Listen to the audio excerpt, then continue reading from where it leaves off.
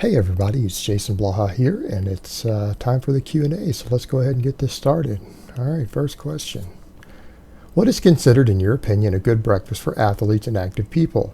Is it the standard egg and bacon combo, which is fat plus protein, or oats with whey, and you throw in something like berries, etc., which is just a carb plus protein? Your take on this? Thanks, Jason. Slav brother, haha. All right. Honestly, it depends on where you're at in your training, but I'm going to say right now, if you're trying to be pretty athletic, a really high fat breakfast, unless you are trying to bulk very hard or you're some sort of endurance athlete, I don't really think that that's the way to go. That's not how you fuel your training. So let's say you actually lift in the morning or engage in any sort of strenuous activity, you need to be focusing on carbs and protein. And I mean, if you're actually going to be an athlete and you're more concerned about fuel and training and everything else, you need to step away from this idea of these are breakfast foods. In other words, you can eat chicken and rice for breakfast. You can eat fruit and steak for breakfast. You can have steak and potatoes for breakfast. You don't need necessarily oats and protein powder. Now, if you wanted to do something like that, I think Greek yogurt goes fine with some oats or whatever else. But I mean, you could also easily eat a chicken sandwich. But truth be told, in the morning, I mean, particularly if you train at all in the morning, getting carbs in is absolutely essential. It's absolutely essential. And then a certain amount of protein. So carbs need to be your number one priority than protein. As far as fat goes, if you're engaging in high intensity activity, that means any sort of conditioning work, cardio, like actual interval type training, HIIT cardio, GPP work, or you are lifting weights in the morning, I don't think fat is the way to go. Not at all. Now, if you run 10 miles every morning, or you ride your bike for 2 to 3 hours every morning, because you said an athlete, then okay, maybe that might be appropriate. You might want quite a bit more fat in your diet first thing in the morning. But for most people engaging, again, in high intensity activity, carbs become your number one priority, with protein as a second, and fat's just there for, whatever. It's not really as critical. And again, you can get out of this mindset of saying these are breakfast foods, these are lunch foods, these are dinner foods, whatever. You don't necessarily need to be stuck into that sort of paradigm. Again, if your goal is to be an athlete, you don't need to necessarily think in those terms. You can eat normal foods for breakfast. They don't have to be breakfast specific. All right, next question. It's summertime, yes, even in Sweden, and I started doing some calisthenics type stuff outside just for fun. I really, really enjoyed it though, so much so that I find it immensely more enjoyable than my standard training, starting strength. Do you think it's possible to develop a decent, well-rounded strength level by doing only calisthenics for the upper body and then doing only squats and deadlifts for the lower body and do an upper-lower split 4 times a week? So 4 workouts in the gym, doing squats and deadlifts, then 2 workouts doing only upper body calisthenics stuff like pull-ups, dips, push-ups, handstand push-ups, and so on, both weighted and unweighted. What do you think? Thanks for this information and drama content. All right, this question is tricky. You just mean body weight exercises, because when you say weighted versus unweighted, that's not calisthenics. I always tell people I'm opposed to calisthenics because it doesn't involve changes in loading. But, if you're going to use weighted stuff, you're not doing calisthenics anymore, you're weightlifting. In other words, the moment you strap a 5-pound plate onto a dip or a chin-up, you are now lifting weights. You are no longer doing body weight exercises, right? So that's perfectly fine. But ultimately, what I always remind people, you need to understand there are inherent advantages to barbell training in terms of programming and the ability to micro load, and you can't discount that. That's the reason I always tell people barbells are superior. It's not that certain body weight exercises don't have amazing bar paths and muscle recruitment throughout the body, because a lot of them actually do, particularly the upper body stuff. Lower body stuff, not so much, unless your body weight exercise involves putting a 500-pound barbell on your back and squatting it, because that's still a body weight exercise with weight added. Then not so much for anything but the upper body. So that being said, I think that doing calisthenics only, I think you can miss out on a lot of loading parameters and full body development.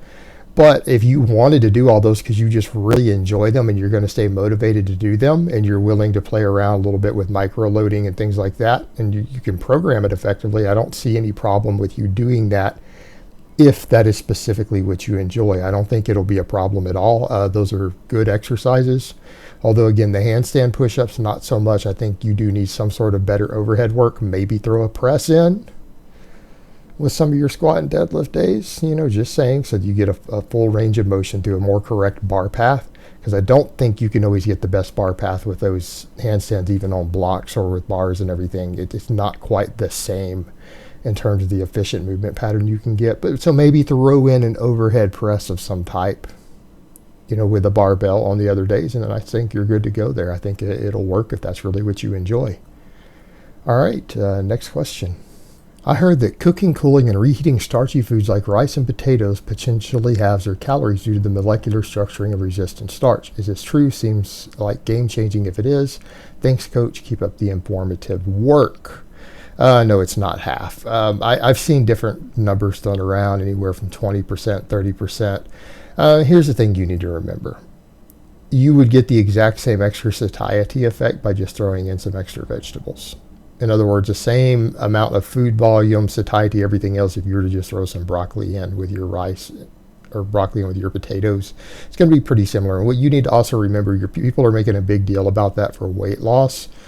Nobody's getting fat off of starchy foods. I'm sorry, the science kind of shows that. People who are eating potatoes and lean proteins aren't gaining significant amounts of body fat. All right, it's just not happening. Oats plus chicken breast is not making people fat. It's the really high fat diets, usually, again, barring exceptions. Someone like me, I've got an insane enough appetite. I can pull off gaining fat on chicken and rice, but that's relatively rare. I can pull that off, but most people can't. Most people would not even be able to maintain their body weight on nothing but starchy foods and lean proteins. All right, most people who are particularly active people will struggle to maintain their body weight on that. So reason so many bodybuilders and stuff these days promote adding healthy fats to your diet to bulk so they can get enough calories. This is more of a big deal than it's been made out to be. Those are already foods that 90% of the population can manage their weight with just fine if that's what they actually ate for most of their calories. So it's not as big of a game changer as you would really think it is. It really isn't. And again, back to the point, diets high in potatoes, as long as you're not adding a bunch of fat, are actually already fast ways for most people to manage their weight. So again, I think it's a little overhyped. These are not even the foods that people are getting fat from to begin with. So, again, how much truth there is to it, I don't know. Again, I've seen data suggesting no benefit, all the way stuff up as high as 30% calorie reduction just because you're not absorbing it. Again, I think we need better data before we can draw conclusions from it. No, it's not really that big of a game changer. All right, next question. Hey Jason, I've been experimenting with Bulgarian training for a month now, 5 days a week. This week I was doing a weight that was very easy the first 4 days, not even challenging, something like RPE 8. Today I got pinned and failed. How and why does this happen? Is there a way to avoid it? Your daily minimums are too high. In other words, if you got a single bad night of sleep, or you maybe didn't get quite enough calories before bed last night and you're missing a weight that you've been doing earlier in the week, you are misjudging your RPE earlier in the week. Or you haven't fully adapted yet. Now you're in your first month, and I noticed a lot of that happening too. Thursdays for me particularly. So like my 4th day of the week usually. For me, the first month of training, I couldn't even hit my warm-up weights sometimes. Like I would come in and squat 405, say the first 3 days, and then I could barely grind out 315 sometimes for a single. It would be like a 6 or 7 second rep to even lock 315. And then I adapted, and then you guys see me doing what I do now every day. So you might need a little more adaptation, and you might need to be a hair more conservative with your daily minimums. Maybe your RPE 8 really isn't RPE 8. Maybe it's 9.5. Because again, you shouldn't be missing it on the 5th day. But again, some of that will adjust after you get a few more weeks into it. Then you're going to find those days get more consistent. All right, next question. Will going on occasional century 100-mile bike rides cause a loss of muscle mass? The rides are about 8 hours in length, so you're burning a ton. I'm not an advanced lifter by any means.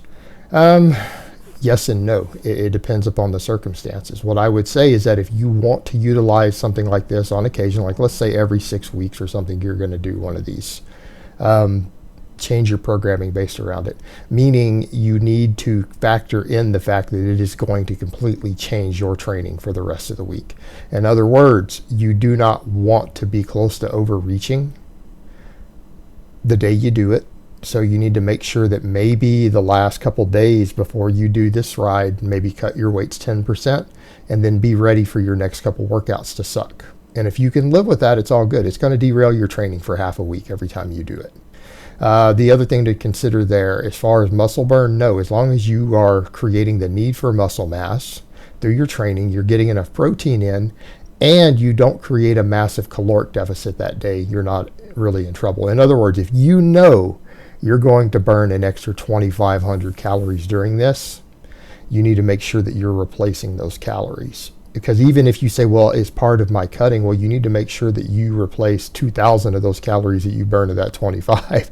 So in other words, if your normal maintenance is 3,000 calories, and you know you're going to burn, 5,000 or 5,500 that day, you need to make sure you get those calories in, and maybe eat a ton more fat, because you'll burn plenty of fat doing these long rides as a fuel source.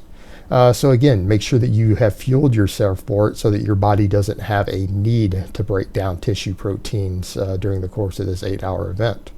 And it's pretty straightforward like that. Again, as long as your training is ready, you can be prepared for your training to need to be adjusted the week you do it, and you consume enough calories, and you get the rest in, it should be just fine. You shouldn't lose any muscle at all. You might lose half a week of progress in the gym. And in the grand scheme of things, half a week every 6 weeks or 8 weeks or whatever isn't really going to make that big of a difference in your long-term gains.